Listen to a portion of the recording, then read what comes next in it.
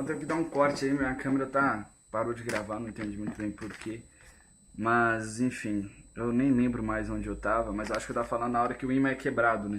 Então quando a gente quebra um ímã, ele sempre vai se tornar outro ímã e outro ímã e outro ímã e assim por diante. Até no próprio elétron a gente vai ter esse campo magnético. Então, independente da quantidade de vezes que a gente quebrar esse ímã, ele sempre vai estar se tornando outro ímã, né? Ok, e agora a gente vai começar a falar de algumas propriedades magnéticas.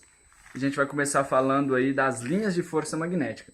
Como eu disse, em todo magnetismo, né, todo material, todo ímã, ele vai ter uma orientação que vai sair do polo norte para o polo sul. Essa orientação a gente chama de linha. E essas linhas elas são invisíveis, só que a gente pode pegar e fazer um experimento muito interessante para comprovar a existência dessas linhas. A gente pega o ímã, coloca uma folha de papel, que são duas folhas, né? Mas supondo que isso daqui seja um ímã, a gente coloca um ímã, coloca uma folha de papel por cima, e aí a gente vem com um pouquinho de liga, de raspa de metal mesmo, que a gente encontra em fundições e usinagens. A gente vem com essas raspinhas de metais, de aço, e joga por cima da folha, e aí a gente vai ver a orientação perfeitamente sobre essas linhas, por causa do ímã que está aqui embaixo. Então é uma forma, é uma experiência da gente conseguir identificar essas linhas magnéticas, linhas de força magnética, que a gente tem em todo o ímã, essas linhas que saem do polo norte e vão para o polo sul, como eu já disse. As linhas magnéticas, elas são a unidade do fluxo magnético. A gente vai ver um pouquinho o fluxo magnético lá para frente, inclusive falando também sobre cálculos, né? A gente vai ver um pouquinho isso mais aprofundado um pouquinho para frente, ok?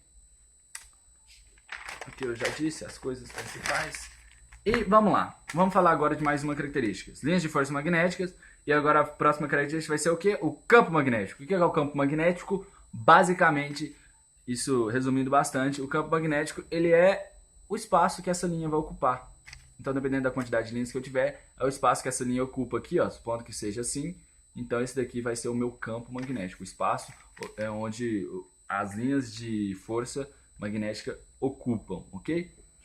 E a lei de atração e repulsão, eu acredito que você já sabe, vou falar aqui só para lembrar. Norte com norte, repulsão. Sul com sul, repulsão. Norte com sul, atração. Sul com norte, atração. Essas são as linhas, essas são a lei da atração ou da repulsão, ou da relação dos ímãs. E basicamente eu acho que isso você já sabe, né? Se você sabe um pouquinho de elétrica, você entende que é a mesma coisa. E o mais interessante é que agora a gente entrando em alguns dessas características, nós vamos ver que tem muita coisa parece com a questão da elétrica também. A gente vai ver a relutância, a permeabilidade e a densidade também. Vocês vão ver que são basicamente quase iguais às mesmas grandezas da elétrica. Se a gente fizer uma comparação, vai ficar bem parecido aí para vocês. Então vamos lá, densidade magnética é a próxima parte que a gente vai entrar. Densidade magnética. O que é densidade magnética?